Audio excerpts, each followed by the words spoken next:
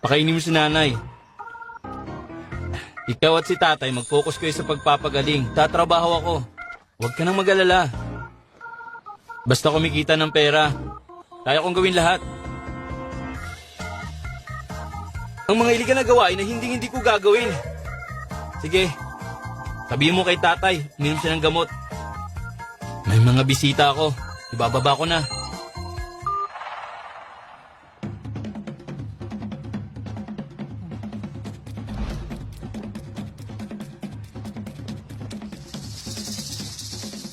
Lien Cheng, lalaki, 22 years old at 185 cm ang tangkad.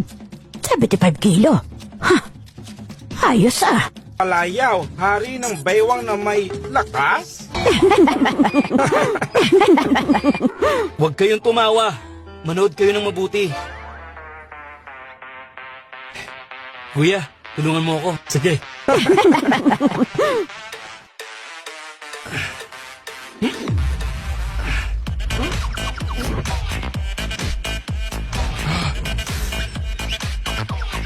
Ang astig, Grabe ang galing. aba, ang lupit. Ang astig. Galing mo. Mahusay ka. Naghahanap ng babaeng magiging asawa. At bukas ako sa ideya ng pag-aasawa. At wala din ako limitasyon pagdating sa edad. Tama. Kaya ko rin yun. Isang araw na nobyo, hindi bababa sa 500. Kung gusto mo, pag-usapan pa natin yun. Pamilyang may anak. At ito pa, kaya ko turuan sa asignatura. O di ba wala na kayong hahanapin pa? Kaya anong gusto nyo? Teka, ano bang trabaho mo? At saka magkano ba ang sinasahod mo, ha? Gagraduate na ako ngayong taon. Wala naman pala siyang trabaho. Tapos obses makapag-asawa ng mayamang babae? Wala naman bahay at kotse. Mga kabataan ngayon, talagang ganoon. Yung anak kong babae, naghahanap ng lalaki na matagumpay. Kahit gaano ka kagwapo, imposible yun sa anak ko. Hindi ka ubra. Hindi. Tara na, tara na. Uy, teka lang. Ako ang hari ng baywang na may lakas. Paano nyo malalaman kung hindi nyo susubukan?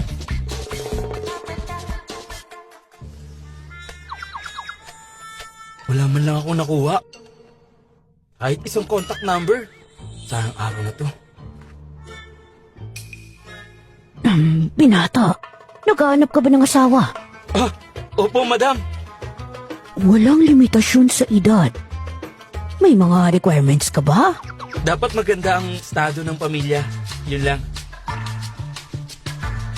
Nakasulat dito na pwede ka maging pansamantalang nobyo. Tama ba? Tama. Pero kailangang bayaran ng advance. Sige. Kung pansamantalang kasali, magkano ibabayad ko? Kasal? Oo. Madam, ikaw, gusto mo bang pakasal? Abay, syempre hindi ako. Ang kapatid. Support this page by sending stars. Thank you.